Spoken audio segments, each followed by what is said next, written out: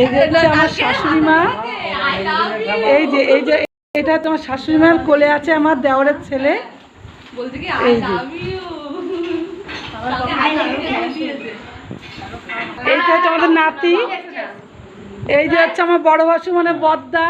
কাকে বলছো? এই যে দারুণ দারুণ ফুল দিচ্ছে, খুব সুন্দর লাগছে।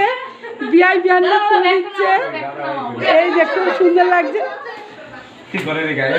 এই যে ফুল দিচ্ছে, খুব সুন্দর লাগছে, দুজনকে দেখতে দারুণ লাগছে।